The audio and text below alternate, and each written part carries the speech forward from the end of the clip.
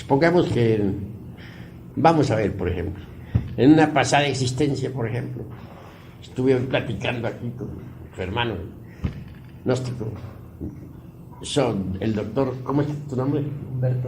Humberto Díaz, sobre un acontecimiento que cité en mi libro titulado El misterio del áureo florecer. Hablábamos de aquella existencia en la cual me llamé yo Juan Conrado, tercer gran señor de la provincia de Granada, en la antigua España, la época de la Inquisición, cuando el inquisidor Torquemada hacía desastres en toda Europa, quemaba viva a la gente en la hoguera. Ciertamente había yo llegado a él con el propósito de pedir una amonestación cristiana para alguien. Tratábase de un conde que me sahería constantemente con sus palabras, que hacía mofa de mí, etc. En aquella época andaba yo de bodhisattva caído, y por cierto que no era una mansa oveja. El ego estaba bien revivo, pero quería evitar un nuevo duelo, no por temor, sino porque ya estaba cansado de tantos duelos, pues tenía fama de ser un gran espadachín. Claro, me llegué muy temprano ante la puerta del Palacio de la Inquisición. Un fraile ahí, monje azul, estaba a la puerta. Me dice: qué milagro de verlo a usted, señor Marqués, por aquí. Muchas gracias, le dije, su reverencia. Vengo a solicitar una audiencia con el señor inquisidor, Monseñor Tomás de Torquemada. Imposible, dijo, y hay muchas visitas. Sin embargo, voy a tratar de conseguir para usted, me dijo, la audiencia. Muchas gracias, su reverencia, le dije, por adaptarme naturalmente a todos los convenios de aquella época. En realidad, de verdad, tenía que adaptarse uno, o de lo contrario, pues, se le ponía la cosa grave. En todo caso, el monje aquel desapareció como por encanto, y aguardé pacientemente que regresara. Al fin regresó. Ya de regreso, me dice: está conseguida para usted la audiencia, señor Marqués. Puede pasar. Y pasé. Atravesé un patio, llegué a un gran salón que estaba en tinieblas. Pasé a otro salón que estaba también en profundas tinieblas.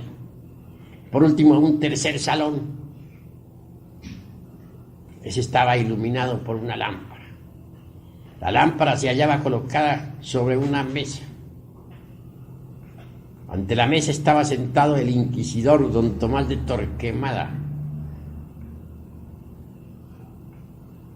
nada menos que el gran inquisidor, un ser pues cruel. Sobre su pecho caía una gran cruz. Se encontraba en un estado aparentemente beatífico, con las manos puestas sobre el pecho. Al verme, yo también no hice más que saludarle con todas las reverencias de la época. Me dijo: siéntese usted, señor Marqués. ¿Qué lo trae a usted por aquí? Entonces le dije: vengo a solicitar una amonestación cristiana para el conde don fulano de tal y tal y tal, 50,000 nombres y apellidos, que lanza sus sátiras contra mí, mofas, burlas, y no tengo ganas de otro duelo más. Quiero evitar un nuevo duelo. Oh, no se preocupe usted, señor Marqués, me respondió. Ya tenemos muchas quejas contra ese condecito aquí en la casa inquisitorial. Vamos a hacerlo aprehender. Le llevaremos a la torre de martirio, le levantaremos, le meteremos los pies entre carbones encendidos para quemarle bien los pies, para que sufra. Le levantaremos las uñas de las manos, le echaremos plomo derretido en las uñas. Lo torturaremos y después lo llevaremos a la plaza pública y lo quemaremos en la hoguera. Bueno, yo no había pensado ir tan lejos, únicamente iba a pedir una amonestación cristiana. Claro, quedé perplejo al escuchar a Torquemada hablando en esa forma. Luego con las manos puestas sobre el pecho, en una actitud beatífica. Aquello me causó horror. No pude menos que manifestar mi descontento. Hay que decirle, pues, usted es un perverso. Yo no he venido a pedirle que queme vivo a nadie, ni que venga usted a torturar a nadie. Únicamente he venido a pedirle una amonestación cristiana y eso es todo. Ahora se dará cuenta usted porque no estoy de acuerdo con su secta. Y en fin, pronuncié otras tantas palabras y lancé algunos tantos gritos que por ahora me reservo, con un lenguaje un poquito altisonante, motivo más que suficiente como para que aquel alto dignatario de la Inquisición dijera: ¿con qué esas tenemos, señor Marqués? Hizo sonar una campana y apareció un grupo de caballeros armados hasta los dientes. Se puso de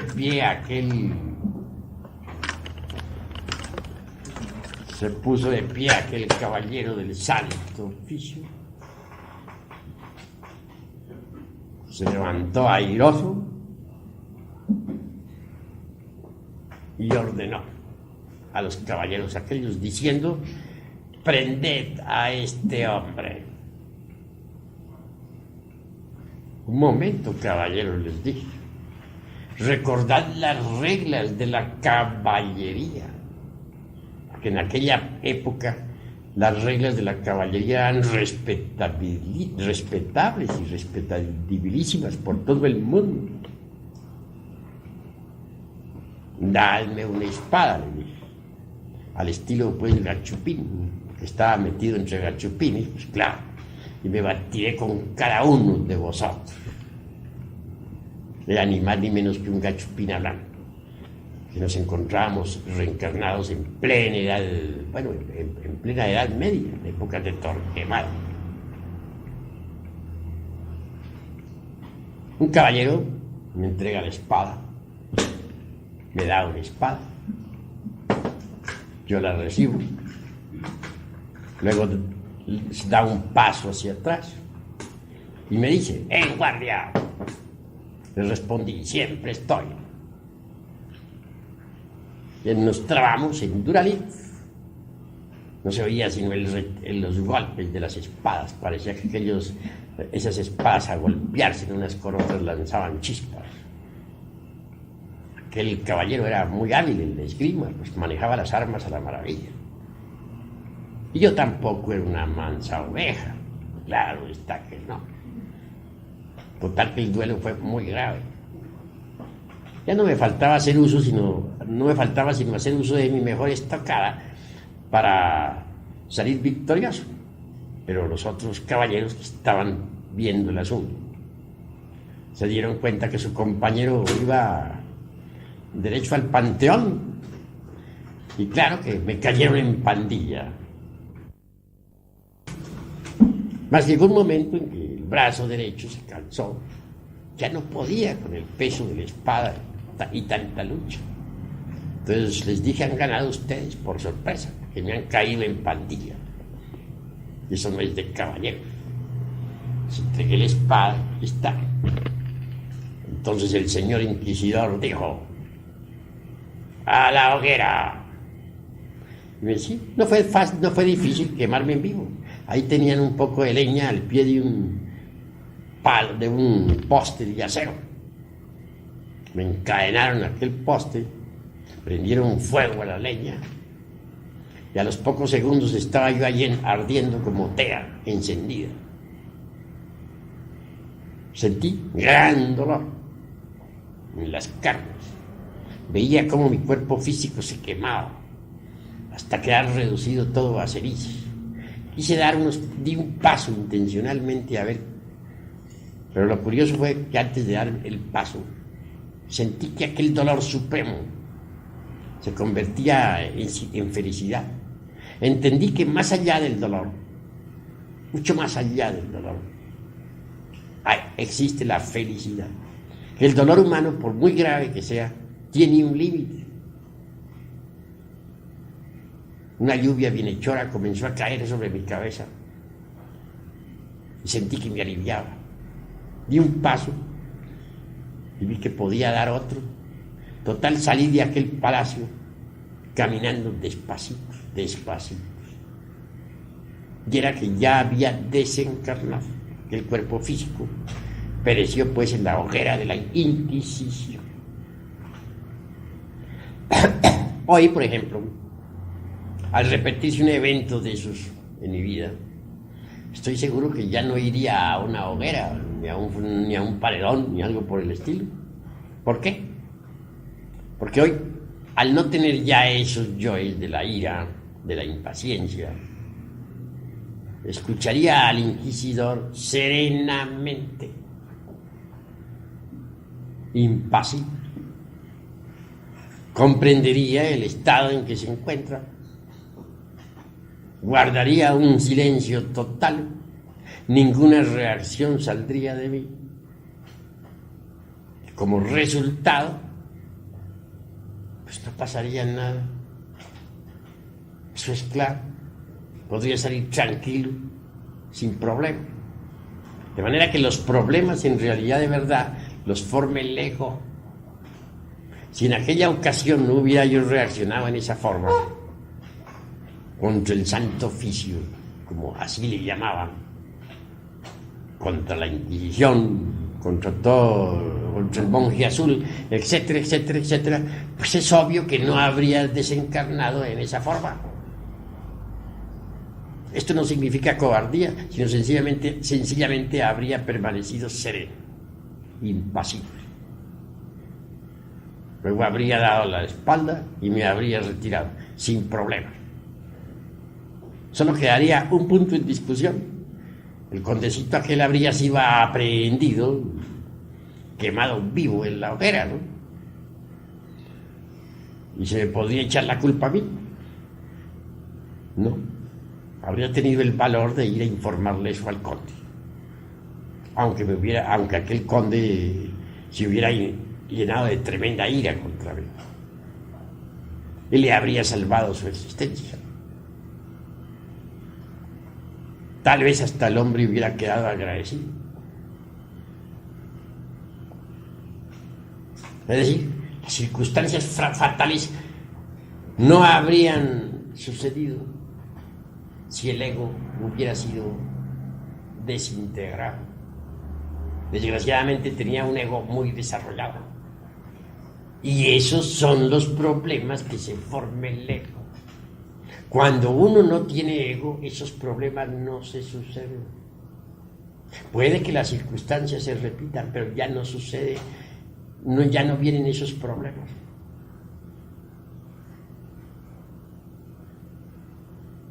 La cruda realidad es que los eventos pueden estarse repitiendo, pero lo que nosotros tenemos es que modificar nuestra actitud hacia los eventos. Si nuestra actitud es negativa, pues nos crearemos gravísimos problemas. Eso es obvio.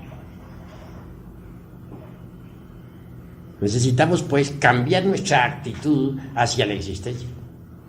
Pero uno no puede cambiar su actitud hacia la vida si no elimina aquellos elementos perjudiciales que lleva en sus psiquis. La ira, por ejemplo, ¿cuántos problemas le trae a uno la ira? La lujuria, ¿cuántos problemas le trae a uno la lujuria? Los celos, ¿cuán nefastos son? La envidia, ¿cuántos inconvenientes le proporciona a uno? Uno tiene que cambiar su actitud ante las distintas circunstancias de la vida. Estas se repiten con uno o sin uno, pero se repiten. Pueden repetirse sin uno o con uno, pero se repiten. Lo que importa es que uno cambie su actitud hacia las distintas circunstancias de la vida. Es decir, necesitamos nosotros autoconocernos profundamente. Si nos autoconocemos, descubrimos nuestros errores.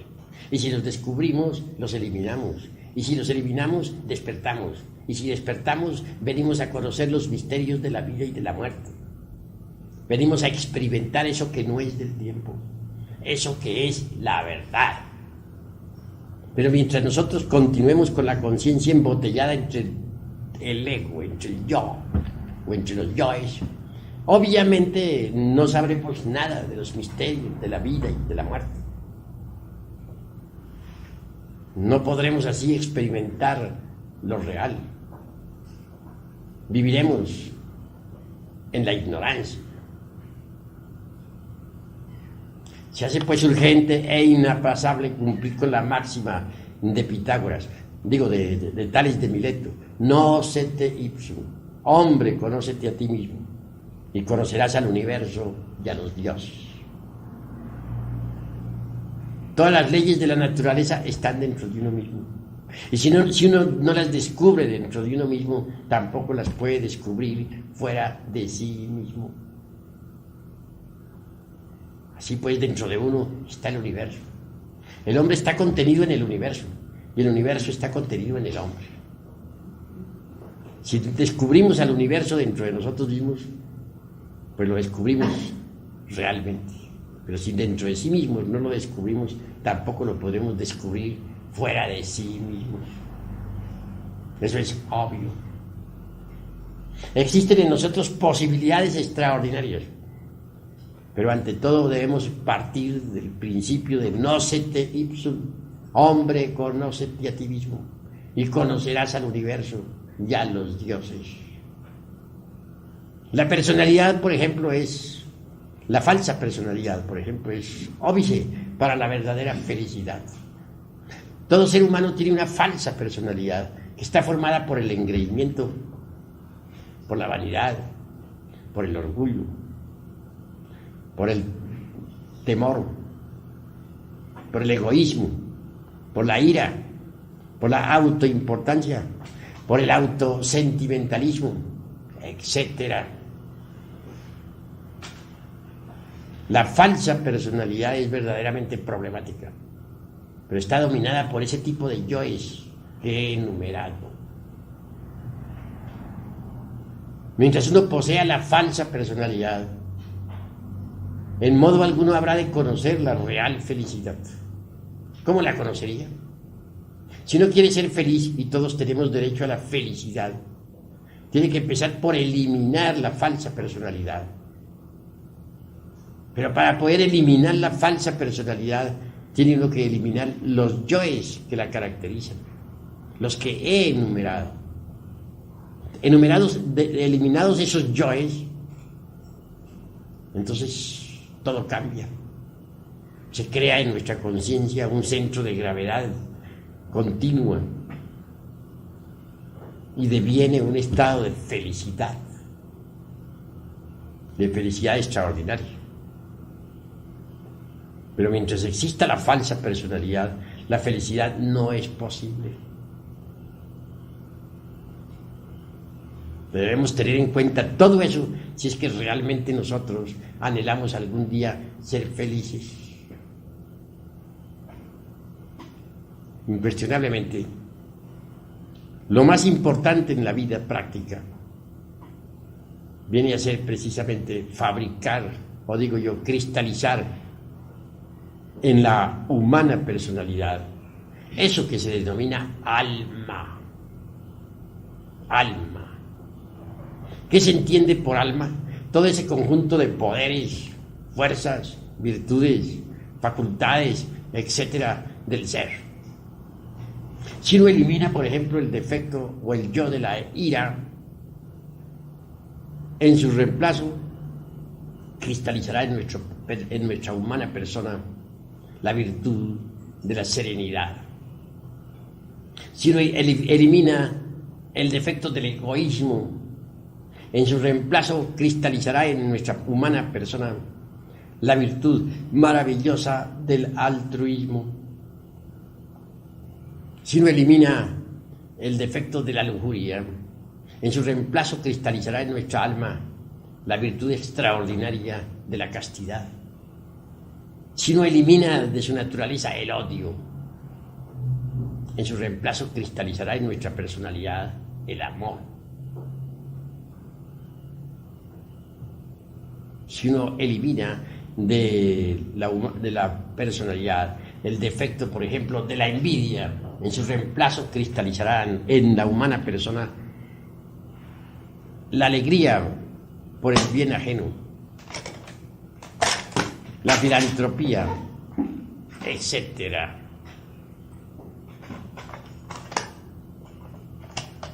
Así que es necesario comprender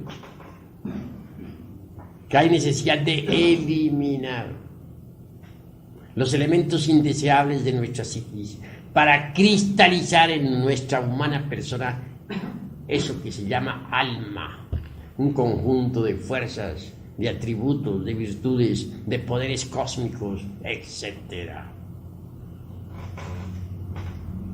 Sin embargo, he de decir que no todo es intelecto. El intelecto es útil cuando está al servicio del espíritu, pero no todo es intelecto. Incuestionablemente debemos pasar por grandes crisis emocionales si es que queremos nosotros cristalizar alma en sí mismos.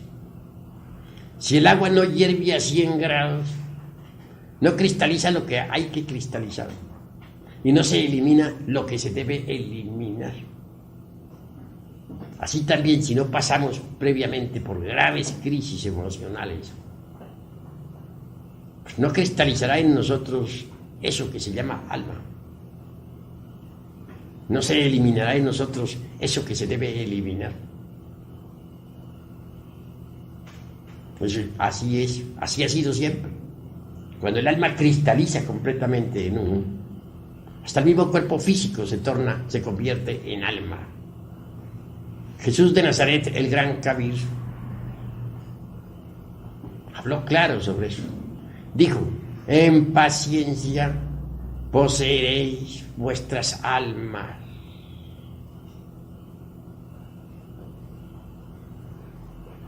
Las gentes no poseen su alma, el alma les posee. El alma de cada persona sufre cargando con un fardo abrumador. La persona. Poseer el alma es algo muy distinto. Pero escrito está: en paciencia poseeréis vuestras almas. Hay yoes muy difíciles de eliminar, defectos terribles, yoes que están en relación con la ley del karma. Cuando se llega a eso, parece como si nos detuviéramos en el avance. Y obviamente que sí. Pues con infinita paciencia al fin se consigue la eliminación de esos yoes. La paciencia y la serenidad son facultades extraordinarias o virtudes magníficas, necesarias para avanzar por este camino de la transformación radical.